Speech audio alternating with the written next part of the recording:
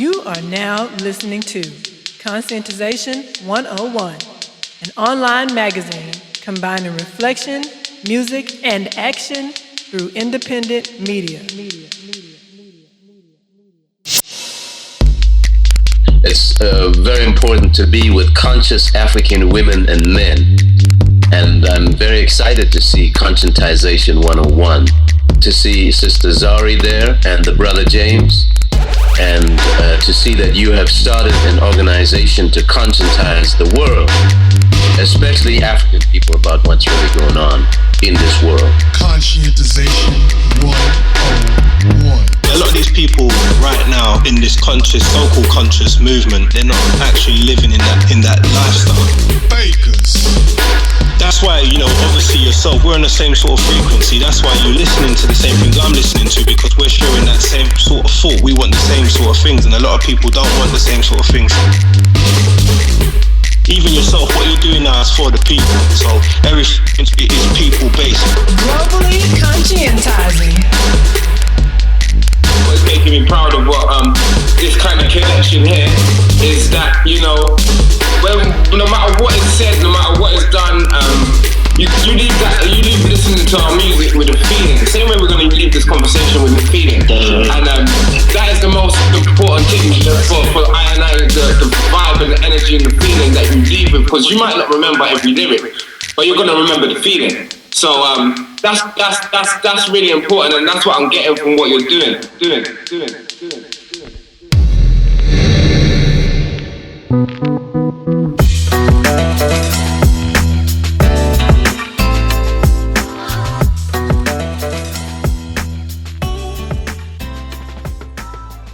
Okay, what's up, everybody? We are back. Yes, we are back in the studio. Conscientization 101 podcast. This is your host, James Stone, along with my co-host, Zari Sundiata. Yeah, and we are back in part 2, bringing you part 2 of our brother, Big Frizzle. Big Frizzle, man, when we gonna do our collabo singing album, man? I've been thinking I can sing since I was like 12 and shit when Jodeci came out, Forever My Lady, but I can't sing, ladies. I'm not no Big Frizzle. Big Frizzle, you keep it up, brother. The man is a revolutionary Pan-Africanist, singer, father, and that boy can spit them balls, brother. Yep. I mean, damn. Yep. I know. And he's writing. Man. See, sometimes I want to tell y'all.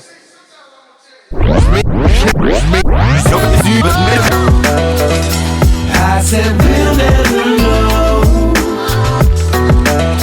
because the places we've grown ain't nothing like what they know.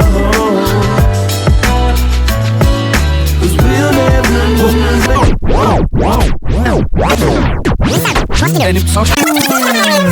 know. No, but we are about to get into this interview. We're about to play excerpts. This is going to be excerpts. We always play excerpts. Our podcasts are excerpts. If you want the unabridged interview, you can go into our store on the site and you can pick them up. Check out the complete catalog. But this is the excerpts of an interview we had with our brother Big Frizzle, January 16th, 2016. But before we get into this interview we did with our brother, what we're going to do is let Big Frizzle let you know why he is the best.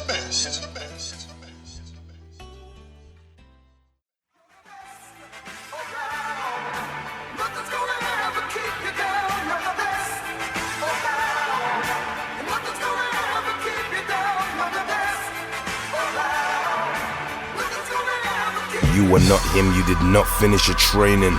Weather the storm, this African king reigning. Mr. Miyagi ain't worried about your crane kick. Your wax on, your wax off is basic. Instinct showing your pussy, you the main chick. I feel I live life righteous, they say I ain't shit. Cause I'm the villain in the picture that they painting. I knock out boxes like Ali, I'm the greatest. You're damn right I am, I won't debate that. You think you is cause you gas, but I deflate that. Can't take that, you're weak, you're lust. I rep MMA MG, I'm down with the boss, Marcus Messiah Garvey, not Ricky Ross. It gets sticky if you cross that line of respect. Watch, big face like an Olmec, something that I clocked. Air Force, cocaine white, something that I rocked. Yeah, brother, that's something that you're not. I'm black and I'm proud, blacker than the kettle in the pot. This 100 field hands, that plantation fucked. I'm tied in, will I settle? That's definitely a knot. And a noose round my neck, they just waiting for me to drop. But me, I will not run, I will grieve. For when they come and you'll see, I'm bar heavy, I'll kill you with bar 1. By bar 2, recognize my talent is bar none. You're about to watch a revolution unfold, we hands on. Nothing like them kids in the Congo. Ride like Nat Turner, shoot like Longbow. Tarseti, oldest monarchy, Nubian stronghold. God's given talent, I am amazed with the gift. Find me, show off with your papers like page 3 tips. Rewind me, you missed it, remind me. Who you telling me? Run through force and jog memory. Who am I? Okay, so we're gonna go kind of from Jacob Carruthers again. I'm gonna read some from Bookman Duddy. Y'all people listening artists, Bookman Duddy. You know, he's from Africa. They put him in Jamaica, right? Yeah. He was a smart brother. They ended up selling him in Haiti. And the culmination of events prior to that, Francois, Mikado, and stuff like that, and all this stuff, Haiti was always in revolt. Us Africans, there was always revolt. And he used the African culture. You know, he was a Voodoo priest. There's nothing wrong with Voodoo. Every time from African religion, that is always bad. They always trying to say we have to be good. They are the civilizing effects of either Islam or Christianity. But we don't have nothing to be ashamed of with no Voodoo. And y'all need to stop. Whenever you see it on TV, it's always a hit evil. on Africa. Yeah. Oh, that evil Voodoo. It's one of the most beautiful is spiritual systems, not religion, not dogmatic. You live it out. The Orisha, Santeria, and when you go to Latin America, Beautiful. I love that Santeria stuff. Yeah, you'll see that. And it's constructed, yeah. Yeah, it's really beautiful. And I am Ogun. I am the God of War. Sent you motherfuckers a message, goddammit. But one of the things, Ogun set it off, and he said this. And this is from Jacob Carruthers, people. If y'all Bookman Duddy said it off. Bookman Duddy, my bad. Bookman Duddy said, from the irritated genie, an essay on the Haitian Revolution from Jacob Carruthers, you know, he said this at the Ogun celebration of Ogun, the Orisha god of war, originally from the Yoruba spiritual system. Yoruba, which is now, you know, in Nigeria, those borders are not natural borders. 1884-85, y'all remember that. We have neo-colonies in Africa. Those are not real countries, okay? I'm just letting y'all know we got to build something new. But anyway, I digress. I do have an agenda. This is what Bookman Duddy said. Good God, who created the sun which shines on us from above, who rouses the sea and makes the thunder rumble. Listen, like Logic right say, listen. Anyway, good though hidden in a cloud watches over us. The God of the white man calls forth crime, but our God wills good works. Our God who is so good commands us to vengeance. Yes, oh God. He will direct our arms and help us. Throw away the likeness of the white man's God and God who had so often brought us tears and listened to liberty, which speaks in all our hearts. What was the, when we listen to that, I wanted to ask you, what was the impetus behind the track, My God? Because I know at the end you're going to say, at the end of the track, you say, I'm getting so crunk because I love that. So we listen to it. Yeah, no doubt. And I'll be going in like a baby mama owl. Anyway, but at the end of the track, you say, I'm going to always keep worshiping my God. So I wanted you to talk about, you know, in relationship to what Bookman Duddy, was you doing some Bookman Duddy stuff over there? And you were saying, you know what? I'm tired of this shit. I'm worshiping my God. And then the imagery in the video. Go ahead. Yes, I definitely wasn't doing the Bookman Duddy stuff. But it's the same. But it's the same. It's definitely the same feeling. I don't know if it was just, but obviously, like I said, I've done this African Caribbean studies. We've done this whole thing. And just to me, the whole concept, when I got to really, truly understand this African spiritual system thing, it just made me really shun the whole religion thing. Like, religion isn't for us. Religions ain't nothing to do with us. We never did need it. Once you get the proper, just true concept, I just felt like I was enlightened. I felt like, you know, it's like a eureka moment. Like, I got it. Right. I got it, yeah. Right. Actually get it. Like, we are God's plan. Like, Yes. those other people are like, they're like a mutation of us. That's like your son or your daughter. They're like our babies. They're not even meant to be here. God didn't plan for them. They're an anomaly. I know it sounds harsh, but that's just what it is. No, that's true. No, I mean, because a lot of what they do is so, like, backwards anyway. So, yeah. What God, and when I say God is in like the primordial waters and the whole, what was in plan was not them, it was us. Like, it was us, and it was you first. It was the black woman. Do you know what I'm saying? Before I even came about, like it was you. Like, so my God thing was just a concept where I just understood, like, yeah, God is definitely black, like me, made in the image of the Creator. I definitely realized that it's not a one thing. Like, it takes two to make anything. Like, do you understand? Like, I got a distinction for that. Like, that it was an essay and a test. It was on African spiritual systems, and even though, like, if I could even show you I spoke about it so eloquently, I just grasped it and understood it totally. The essence, I believe, the same way how when women are impregnated and the same motion in the 9 months for that child, I believe it's the same thing in the universe and how it was created. Exactly the same, like nothing different. Like, I believe exactly the same. Two beings in the creation. I believe that's exactly how the universe was created, and that's why me and you look like how we look, us as black. I think it's just God's plan. The sun is with us. Everything is just all connected, and they ain't part of it. Yeah. You're not invited. When I done my God, that's what it was. Like, even though like the little subtle imageries, like I don't want to just come out and say, look, man, we're God's plan and it ain't you. But that's what my God was about. Basically. Okay. Yeah, I think that's really good. One of the things you said, because I'm gonna send you some videos. I periodically I send you videos, and I'm gonna start sending you a lot more now. We met. You know what I'm saying. We got to talk, brother, because I like doing stuff like this. Yeah, no, you sent me some deep videos of Garvey's son that I really like. Oh yeah, you did send that. Yeah. It's my bad, because I'm not even gonna lie. Before you sent those videos, I don't think I'd ever really sat down and listened to him. Like, I was offended with myself. I was thinking, like, man, how are you gonna let this shit slip past you? Hey, man, it's a lot of stuff out there. That's why we all need to just get together. No one person has a monopoly on this stuff. You know what I'm saying? And one of the things Dr. Clark said, who you got an ancestor veneration. I can't even do the Barry White like you do. But you, like Dr. Clark has said, that our African people, we didn't talk about being my brother's keeper.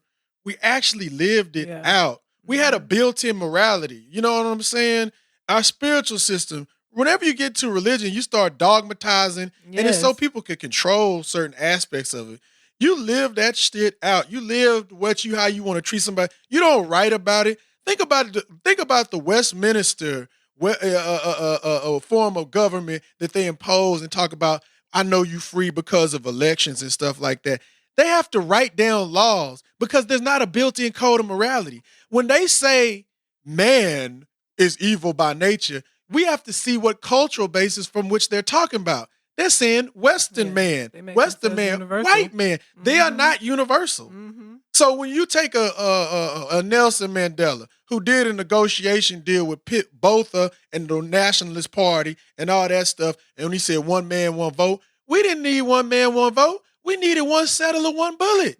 We also needed a redistribution of the land. Because in Azania, that's what they white folks call it, South Africa. But in Azania, white folks still control 87% of the land, and they are less than 10% of the population. But they own 87% of the land, but you got an ostensible black government in there. That's neo-colonialism. So what we got to do, we got to live this out. We got to have that undying love, have that built-in morality. And we got to, like, y'all, I'm going to tell you, like I said, to have a toast inspired us, because just because you know certain things don't mean, you ain't got no contradiction. What y'all call it? Shotting the food, you know what I'm saying? It's called slanging and shit over here. At least it was when I was a kid. You know what I'm saying? I don't know what the hell the youngsters call it. They may call it Twitter feed or some shit now. I don't know what the hell they say now. But I'm just saying, people say, well, that's related. Why are we in positions to shot the food, and now nothing is taboo now? We do anything now. That's when you lose your way. You know what I'm saying? And we trying to find our way through other people's spiritual system. Yes. Like when I was younger, when I read Malcolm, I converted to Islam because I thought that was the black man true religion. I tell anybody that. But when then I started reading Dr. Clark, I got a book. He did an intro for a book called The Arab Invasion of Egypt. I also got a book called Arab Slavery and Slavery in the Arab World that Dr. Clark mentioned in one of his books. And I was like, God damn. And he said a lot of times we can't even know about all the stuff that happened with the Arab slave trade. It wasn't as well documented. And a lot of the Africans still identify with being an Arab. Yeah. Look at the Sudan. Them brothers look like me and Big Frizzle, but they gonna claim they Arab slave master just like we claim the American dad in them. So it's we need to say, hold up. We need to say, my God. We need to say that. You know, and it ain't about dissing nobody. If other people feel uncomfortable because you guilty. Yeah. Because everybody can talk. Whenever you get in a group and you start talking about suffering, then they want to say, well, you trying to take up the space. Yes, I can't help it. Yeah. I can't help it, just like Dr. Clark said, we the only people in the world that owe everybody an ass whooping. Yeah, they don't you did it. With it. You know what I'm saying? There is no such thing between white North Africa and sub-Saharan Africa. It's settler colonialism in North Africa. We got to be for that. And you got to be politically mature enough to know it's not about liking, it's about protecting our people. Everybody else can protect their people. Yeah. Why is it so vilification that we can't protect our own? My God. Anyway, go ahead. My God. Shit. Anyway. What to say? I can't see. No, I'm just glad you said that because that's what I meant. You gave a detailed explanation of what I meant by saying that they do things that are backwards because it's always things for control. It's never things for life. You know, it's always things to turn living things dead. That's what they construct. And then we say that is the way to be, and that is not the way to be. That's all I have to add. Yeah. All right. No, you have anything to say, Big Frizz? No, just listening. I'm in agreement, definitely. Okay, now we're going to get to the good part. Well, we've already done had plenty of good parts, but I got to talk about this Have a Toast, man, because like I said, I put that thing up on Instagram. I had to give you a little shout out, man, because I've been working all night. I was tired and stuff, and then sometimes, man, the hook really captures the essence of what I remember reading in Pedagogy of the Press from Paulo Freire, limiting situation that the colonized are put in. Sometimes you feel low. Like, you know, it's a rocky road. Sometimes you feel low. You know, I'm just saying, no, that's some real shit. It's real. I call that shit my Tupac shit. Because, you know, when I was young, I used to listen to that Shed So Many Tears. That shit became my Shed So Many Tears song in my 30s. You know what I'm saying? I mean, I know what it's like, you know, your lights go off, you eating them top ramen noodle, losing weight. You know what I'm saying? I know about the Lone Star card. Y'all don't know Lone Star card is the same thing. That's like the food stamp, new food stamps and shit. And I ain't bigging up that shit either. That's just, you feel, anyway, go ahead, my bad. Yeah. You just relate. You relate. And one of the things I do not want to take that out of a political context because the reason why you feel low is the same reason I feel low. You want to put it in a political context. I want to put it in a political context. Thank you very much. Sorry. I want to put it in a political because how is it that his sister on crack, my brother on crack. My brother was on crack. You see what I'm saying? Oh, you niggers just do crack. Now, fuck you, bitch. Yeah. You know what I'm saying? Y'all motherfuckers put that, anyway, put it in from Austin, Texas. I couldn't get a Whole Food that was down the street, but my brother's on crack breaking in my grandma's house. I almost had to whoop that anyway. It's just a situation. And, you know, you try to talk. I gave my brother Malcolm X. You know, that's what helped me. I gave him Malcolm X. He was like, nigga, what the fuck is wrong with you giving me this Malcolm X, nigga? You got some money, nigga. I was like, man, anyway, my point is this. My point is this. Dr. Clark said this. He said this in his book called Notes for an African Revolution, Africa at a Crossroad. This is what Dr. Clark said. He said, African people living outside of Africa are so obsessed with surviving under conditions that they did not create that they often lack a universal view of their condition and how it started. One of the things I want to talk to you about, Big Frizzle, you put that universal view in that song, Have a Toast, which is why, you know, it's like, I be outside with my little cigar. I be listening to Have a Toast, man. I be, I'm a little. So I just wanted to talk about how we can't divorce, our lived situations. And Africans on the continent as well, because we all the same, you know what I'm saying? We can't forget with all this thing.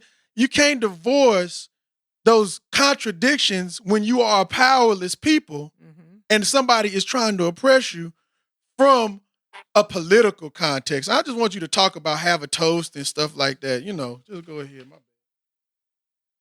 So basically, I was going through definitely a rocky patch at that time, as in just low. I got 4 children. Obviously, not stereotypical, but for 2 separate women. But my first child's mother, like I hadn't seen my children. This is like the longest time I hadn't seen them. People say it's not a long time, but 9 weeks was a long time for me. That is a long time. Yeah, but some people, they ain't never seen this. Well, so yeah. 9 weeks is like, But yeah, I hadn't seen them for 9 weeks. I think, like I said, my brother was in jail. My sister was just starting to get on my nerves. I was starting to hear stories. When you hear stories about your sister, she's with this person, she's with that person because of the smoking thing. I want to go around and fight everyone. Every day was just terrible. It was just a bad time. My money was low. I think I was arguing with my dad. I wasn't even speaking to my dad. It was just shit. Yeah, that's all on the song. Yeah, exactly. Yeah. I woke up and just thought, you know what? Regardless how shitty it is, like I'm blatantly waking up every day, though, innit? Mm-hmm. Like I can just stay in this little mopey, depressing stage, or just get up and try and do something and change it, man. And I went to the studio just on that same vibe and that same, and the actual track was the beat was Triggs Vega's, the production, and I said to him, "Ryan, man, like I really want this track." Da, da, da. He had stopped doing music, like he had quit, like he wasn't doing music anymore. Oh yeah. I really want the shit. He said, "I can't give it to you because the guy promised me." He said, "The only way I can give you that track is if I'm on the track as well." I said, "But you don't do music anymore." I said, "I got no problem doing music with you, but you don't do music anymore." He said, "Oh, I might just, for that track, just one." Exactly. I was wondering about him. I was like, I wonder, does he do more music? But that makes sense. Back in the day, he was really successful, before YouTube. They had this thing on TV called like a channel AKA, where you'd have to phone in and you'd request the video that you wanted to see to get the ratings up there. It's way before YouTube. And he used to have like one of the biggest songs on that channel called Move Back. It was like a trick figure to Move Back. If you heard it now, you'd probably laugh. But back then it was really hot. He teamed up with that South London lot like a lot earlier, and it was really good. Like, and I always just loved Triggs Vega. On Family First as well, the project that's coming out on the 20th, is a track called Away From. The original Away From was by Triggs Vega. Like, he obviously allowed me to get the production. I got a producer to remake the beat. But when you hear what I do lyrically, I've just done the African spin on it, but his was the original track Away From. And that's like 8 years old now. Wow. I was privileged that he let me redo that tune. Logic and Loki phoned him like 8 years ago and asked him if they could jump on a remix to that tune. He said no. Them two done. They got his track and like snip it. When you splice like a piece of the end, right? Just had it on loop, and they done it anyway. Like, without his permission or nothing. That's how guerrilla Loki and Logic were back in the day. There was tactics. So this is like the making of Family First. This whole. Yeah, definitely. Now we know how it came about in detail. 100%. Yeah, man, that's good stuff, man. Right there, it's just good. That's the whole power of music. Just like you said in the song, it's like my situation couldn't be solved with a gat and a vest. Sometimes people's problems. Especially where I'm from, that's the majority of their problem. Like, this guy owes me money, or this, I'm a god. Like, sometimes your problems are bigger than just going to, sort someone out up the road. Yeah. Like, when your mum's got breast cancer or you're dead, there ain't nothing you can do with that gun, or there ain't nothing. Like, what are you gonna do? Yeah, and gonna go stick up God. Like, what are you gonna do? It makes you just feel like real, like powerless, and that's the whole reason why you just gotta like have a toast. Yeah. You know, I'm not being funny. No, seriously, you gotta celebrate your life. Celebrate. You can, you know. No, you're right. You're right. Because it's just like all you can really say a lot of times is like fuck. You know what I'm saying? Well, yeah. Sometimes you have to consciously say, this time period may be bad, but just keep doing the work because that's what our responsibility is. And keep it moving. Yeah, I just start reading. And reading helps. I just start reading like a. I read and listen to music, and I look at artists such as yourself because I know just putting together this website has been really a real challenge. Mm-hmm. But I can't imagine what it's like in the music game, like you said, trying to get producers, trying to get beats, and you deal with a lot of shady individuals and people stealing stuff, and then. Just like, in terms of like y'all have a lot of talent and people are telling you to go sign your life away with the devil on the contract and stuff like that. I couldn't imagine. It's not one of those situations. I hate that little dichotomy. Well, somebody has it worse. I really don't like to think about somebody having it worse to make myself feel better. Yeah. But I do like to think of. That's never a good concept. That's a fucked up concept. That's a very fucking classist, Eurocentric concept. At least I'm not a nigga. He's saying something. You want to think of someone else's downfall to make you feel better. Like, come on, man. Yeah. That's horrible. That's why so European. That's why it is, man. It's like that's why I'm in Rhodesia. You know what I'm saying? It's like that's why you gotta have a toast, man. Because I was just like that. Just like that. I mean, y'all, it's the video. Listening audience, listen to this. It's on C101. It's on YouTube. I don't give a fuck how you get to it. Listen to that if you're having a bad day. Mm-hmm. Listen to that if you're going through some stuff. It really will. It helped me just center. It's one of them songs I just put it on repeat, And then when you start going, and you know it, and you look like you moving in the background, you sitting on some little merry-go-round on the camera trick and make it look like you flying and shit. It's just on the merry-go-round. Yeah, it's really cool. It looked cold in the motherfucker out there too. Again. No word of a lie. It started snowing when I was in the merry-go-round. I swear to you. You had your hands in your pocket looking cool. You was like, sometimes you feel cold. Have a toast. Shit. Give me some cocoa in this motherfucker. I need some coffee. I need a coffee. Life's one rocky road. Ups and downs I know. But I'm breathing so have a toast. Life's one rocky road. Sometimes you feel low, but you're alive and kicking so. Have a toe. Put your guns and drugs down for a second and count your blessings. I made plenty mistakes, so I account my lessons. I was out flexing, out stretching, but now I teach the kiddies footy, see our scout sessions. It's like negative or positive. I choose positive cause I got lots to give them. For that trainer thought I might get a bottle of Tanqueray and take a hot shot of gin. Cause to my old life is farewell. This for my welfare. Been in them stairwells, it's hell there. Hell yeah, blood, sweat and tears on my campaign troops. So we're gonna splash LPR in them champagne flutes and clink glasses. Drink harder, live smarter, think faster, flinch after. I came up under the wing of a grafter, but I got a vision. And it might be a bright idea. It's more than on the block selling drawers like IKEA. Jets private trying to fly Leah. But if I took a shot of liquor for my lost brothers and sisters, probably close to a 5 liter. Mad. Life's one rocky road. Ups and downs I know. But I'm breathing so have a toe. Life's one rocky road. Sometimes you feel low, but you're alive and kicking so.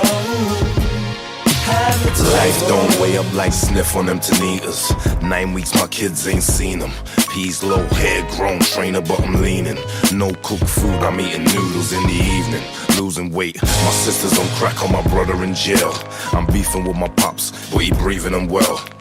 My children in trouble, my mother is stressed. My situation couldn't solve with a strap and a vest. Wouldn't fall on me if I couldn't handle the test. That being said, I take a breath and I swell up my chest. I give thanks but shed tears, cause my granny is dead. Mary and Frizzle cursed the day you left. My granddad's still here. Victor Frizzle, no stick, no wheelchair. That's where I get my slave name from, it's real here. My son had porn on his PSP. I broke it down to him, I ain't mad. We spoke about it, joke about it. In fact, I am glad that he growing up but way too fast. I got a nerve, like it wasn't the same from my past. I laugh, it's risky. Tree Pickney had them quickly. They close to me, toast for me. Life's one rocky road, ups and downs I know, but I'm breathing so have a tone. Life's one rocky road, sometimes you feel low. Whoa. Celebrate your life, won't you have a toast? Won't you have You can have a toast without the alcohol if you choose so. Won't you have a toast? Celebrate your life, won't you have a toast? You can have a toast without the alcohol. Without the alcohol. Life's one rocky road, and we know ups and downs I know, and we know but I'm breathing so and we know have a tone. Life's one rocky road, and we know sometimes you feel low, and we know but you're alive and kicking so, and we know have a tone. Life's one rocky road, ups and downs I know, but I'm breathing so have a tone. Life's one rocky road, sometimes you feel low, but you're alive and kicking so have a tone. We want to talk to you about also the other track you sent us, You're the Best. And it's the line where you said, I feel that we've been talking about that actually. I feel I live righteous. I feel I live life righteous. They say I ain't shit. And that's something we all hear. We just talked about it. You know, it's like, that's what you into. Why you doing that? You know, you need to go and try to be successful. And, you know, we just said it. Okay. And, you know, when we finally decide to ground ourselves in being African and understanding where we lost our links, you know. That's when you get the most pressure. Yeah, that's when you get and the least support. Yep. You know. And people start telling you you're crazy. Oh, my God. You ain't gonna go nowhere with that black shit. Mm-hmm. Yeah, exactly. How you gonna make money? You know, all that stuff. Because money is success, right? You know, getting the car and having a house, that's the success. So how do you do that? You go and you get a job, you know.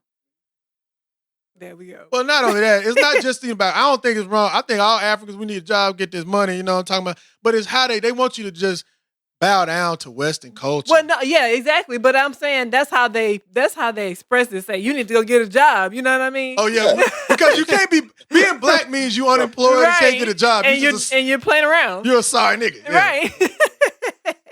You know. So considering the fact that we get so little support, what do you think is necessary to raise, you know, our people's consciousness? You know, to strengthen us. Exactly. Fortify. Mm-hmm.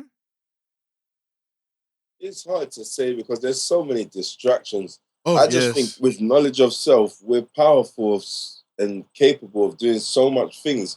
But with the distractions that are about, it's like, how do you even spread this knowledge of self? Like, I watch things like I don't watch television. So in my house, like, I watch a lot of YouTube. I watch like Sarnet TV every bloody day. I'm always watching. Do you know what I mean? But where it's like, I can't make, like, even sometimes I'll make my daughter sit down and watch stuff with me, but I can't force her to watch stuff. Do you understand? Yeah. She'll prefer to watch what she wants to watch.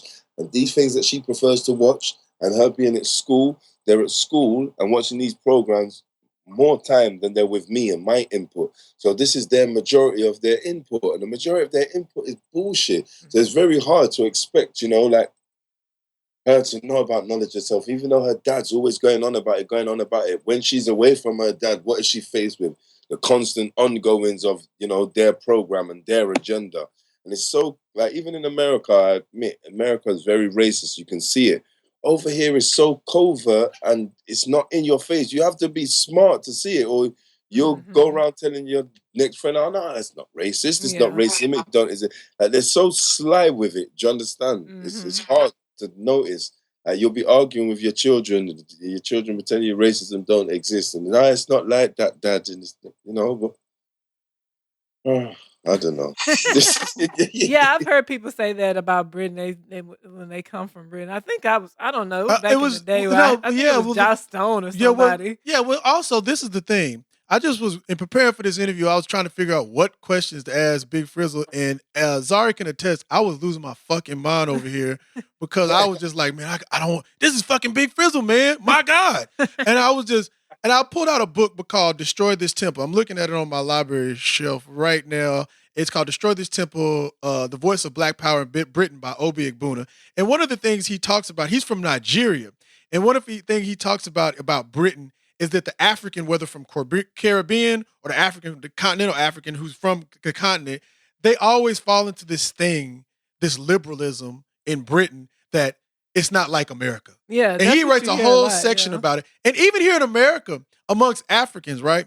When they talk about the American Revolution, the first thing they say is the British offered freedom. You know what I'm saying? Like, Britain is this nice place. But one of the things they don't realize, since we don't understand about colonialism, and we look at our problem as a racial problem as opposed to a colonial problem, because if we looked at it as a colonial problem as opposed to a color problem, then we know we're attacked as a nation.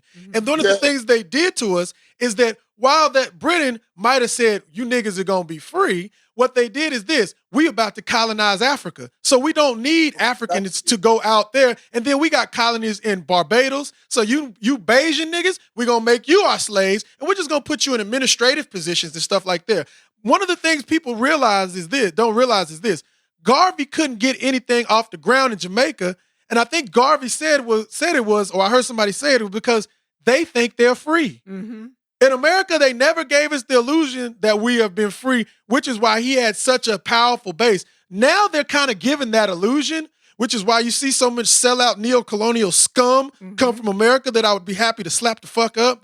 But in Britain, they always did it. In France, you could become a French person, right? Yeah. Martinique, you look at France Fanon, Black Skin, White Mass talks about this all the time. You look at the French colonialism, they say you're just like us.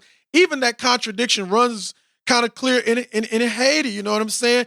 But the thing about it is, that liberalism is what's going to get us. Right. That's why I brought her up, because it's those liberals that'll say, because I remember her, they were saying that she said something about, well, why is it so racist in America? Because in Britain, it's not like that. That's bullshit. With her being a white woman, oh yeah, we're going to believe you. You know what I mean? But she's a liberal. You know what I mean? So I see black people in Britain just like me, and black people in America. And I ain't nothing like you. So what's wrong with y'all? What's wrong with the white people here? But that's still just as racist, because if we told you we wanted to get Africa back, how would you feel about that? You know what I'm saying? So it's that liberalism. Yes. Listen, I got white friends, that, bless them, they're really trying to understand it. But I've heard them even say to me, why is it when you walk into a room, there's like a feeling or a presence? Yes. Like, do you understand that? Like, that, for me and you, sis, like me and you walk in a room, any black person walk in and out of a room, we might just look them up and down. And then keep it moving. Ain't no, like, they feel some sort of a energy, some sort of a vibe. Really?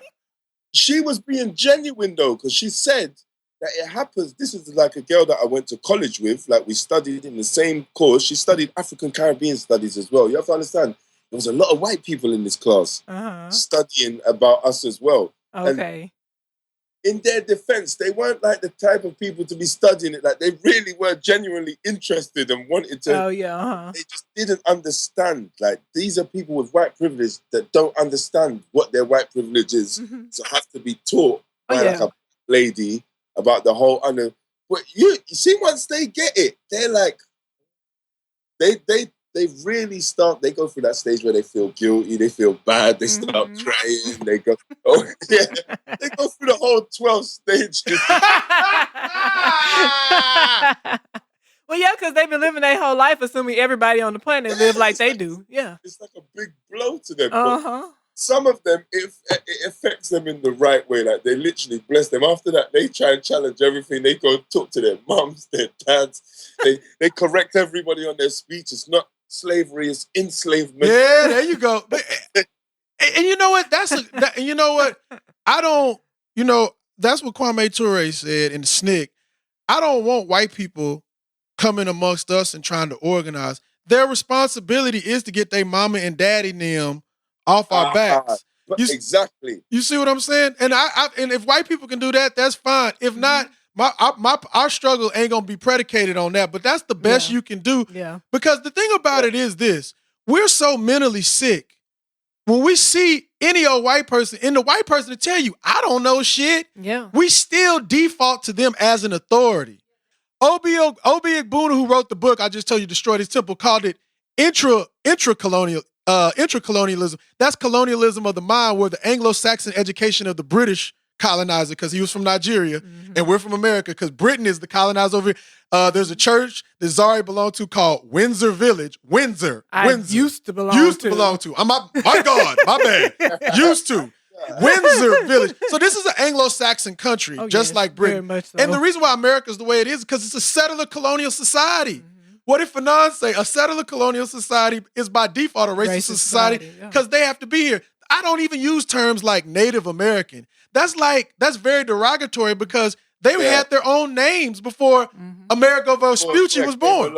You know, that's like calling Barbados Little England. Yeah. You know what I'm saying? That's like if I call somebody, hey, you're Native James, and that's my slave name, but you're Native James, and then I'm the real James. You know what I'm saying? So it's straight BS, and we have this mentality. So the best thing white people could do is really, understand that stuff, and also just educate their families. They don't have to join our organization. I would never let you join a political organization. You don't need to. And I question. All my life I was in a fraternity in college, right? I was always called again Baby Malcolm because I said no white folks, and I was in a Greek fraternity, right? But I said no white people needs to join this Greek fraternity. I was in contradiction. I didn't have all my conscientization, but they said, "Oh, for real? You being raped that reverse?" I said, "Well, they got their own shit." Yeah. And I just felt like you can still have a personal relationship and be cool with a white person, but they don't have. I would never expect to join a Jewish organization or an Irish organization. And why do we always want them to infiltrate into ours? If you believe in the spirit of God and God don't make no mistakes, why would he make all these different type of people, but we all trying to be the same? Yeah. We are different for a reason. So I ain't got no problem with none of that.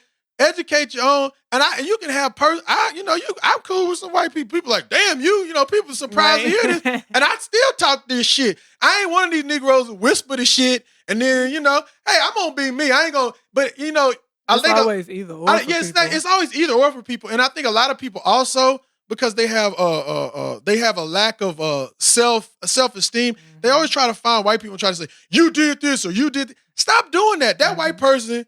You yelling at that one ain't gonna do it. We need to get power. Once we get power, you ain't gotta, some people take it out on this one little white person. Man, that little one white person ain't gonna do you nothing. He ain't gonna do you nothing. We need to get our stores. We need to stop all this marching. Look, Big Frizzle, let me tell you something right quick. There's a song, your Shadow song, right? Sorry, rolling her eyes, because, I be listening to Shadow. This is what happen when you be outside late night, putting it up to the sky, and you listen to Shadow. And I was thinking, you said, I don't need a shadow. I'm on my own. I ain't running down nobody. Leave me alone. So when you think about the shadows, you see, you got Africans. We people, right? We got all people, us conscientized Africans. We know what we want. We know what we want. Then you got the shadow Negroes who have a tenuous relationship with Africa. They when it benefits them, they want to move black. They want to say Black Lives Matter, but not Black Power. When it don't benefit them, and they always trying to lead you toward integration. That's why they are the shadow of liberation. And that's why you see what I be doing with music. I be making it fit my own needs. So instead of the Bugaboo Girl, I take the shadow. That's my new revolutionary anthem. When I see these Negroes, I say, look, we don't need no shadow. We ain't running down American imperialism. We're trying to build revolutionary Pan-Africanism. So now when I be singing Shadow, I'm also talking about them girls that used to run me down off in college, baby. But I'm also talking about that revolution. Hey, I'm a good looking young man. You know what I'm talking about? I ain't gonna lie. Shoot. What's up, ladies? But anyway, but go ahead. My bad, Frizzle. You know what I'm saying? Sure.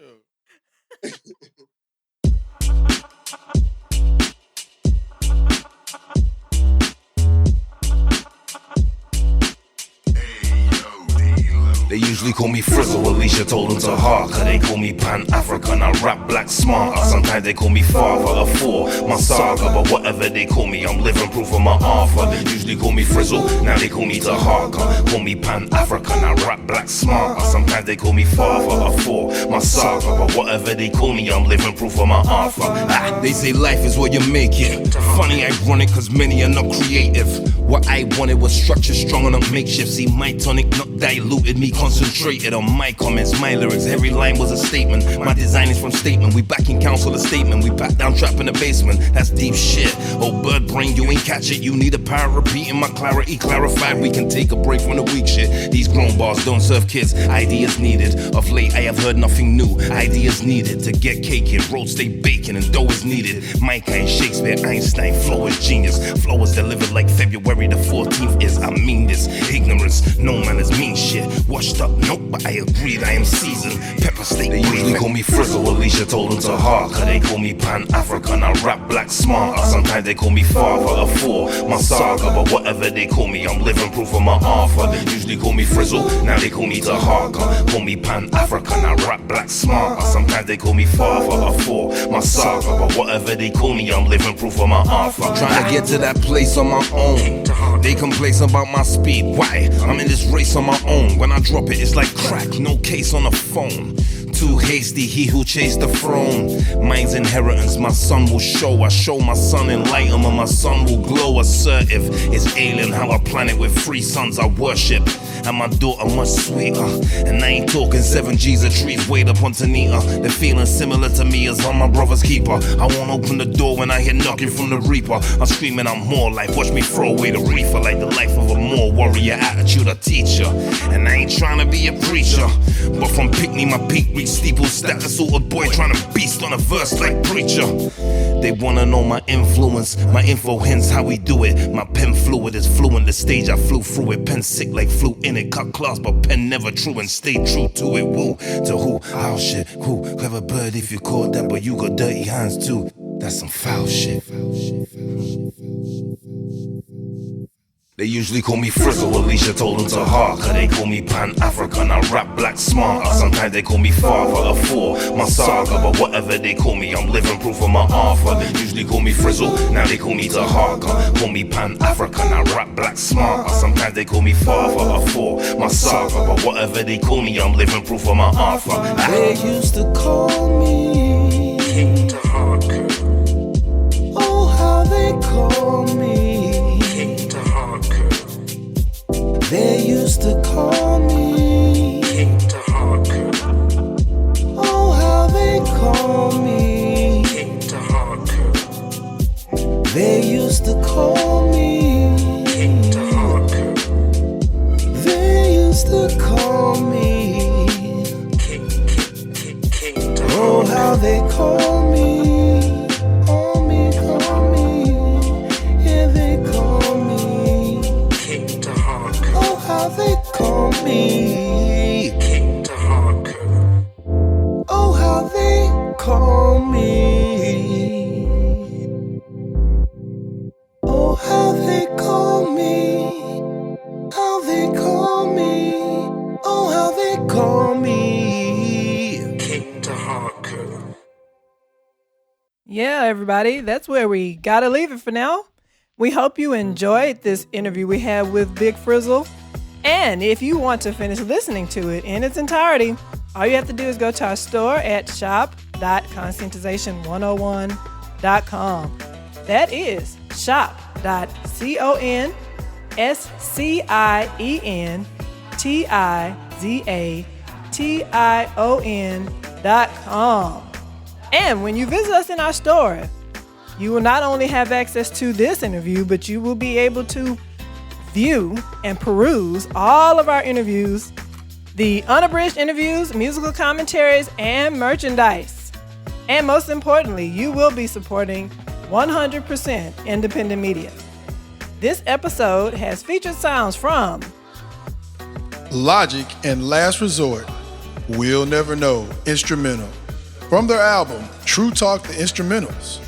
The original We'll Never Know track featured Maverick, Saber, Akala, and, of course, Big Frizzle on True Talk album. And the following tracks from Big Frizzle's album, Family First, Africa for Africans, are as follows. The Best, Toast, and Taharqa. And we are going to let Big Frizzle give you more detail about his future projects.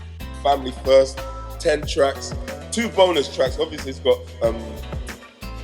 All Black Everything and Toast are the 2 bonus tracks because it took them so bloody long. Oh, yeah. They were out so long ago, but still part of the same project. So I'm going to put them into 2 bonus tracks.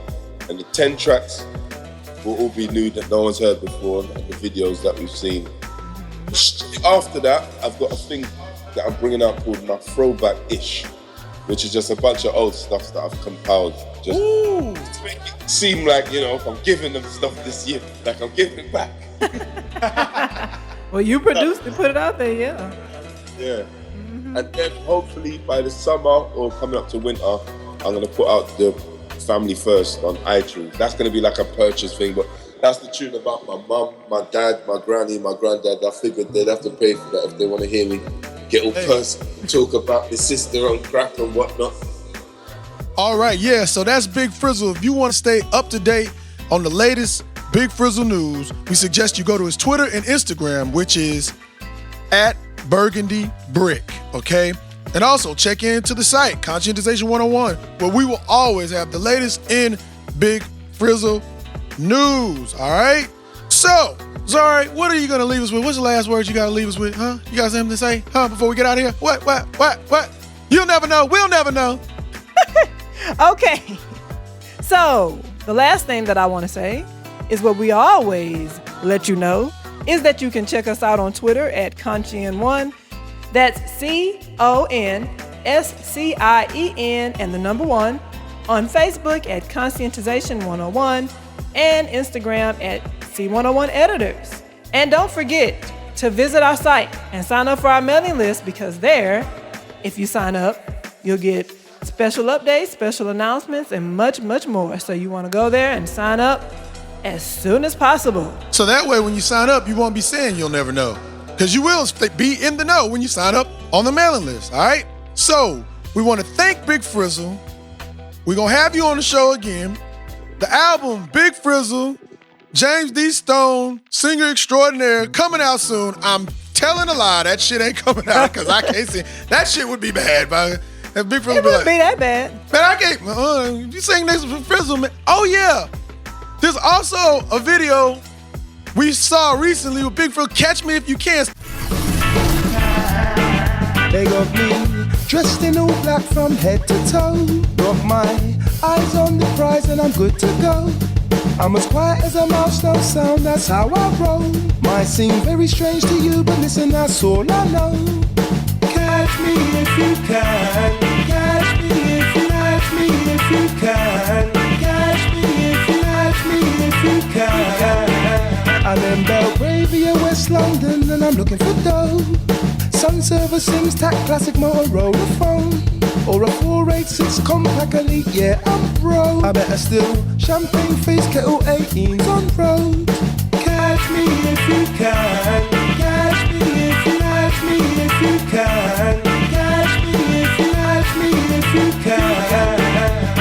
I will clamp on my mate would pop, now we on the run. We were kids but sure bloody we know right from wrong. I was a little black Robin Hood giving edge notes to my mum. All I wanted was fresh trainers and not to look like a bum.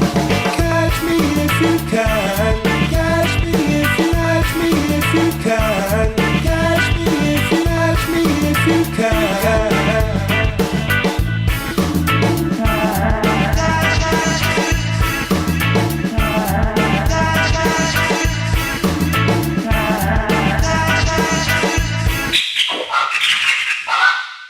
so not only, I'm gonna add another talent to this brother's many talents. We was watching a video called Catch Me If You Can with Big Frizzle.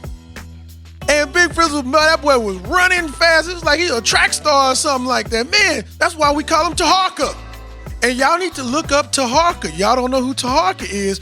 Check out Chancellor Williams' Destruction of Black Civilization. There's a reason why this brother calls himself Taharqa. King Taharqa.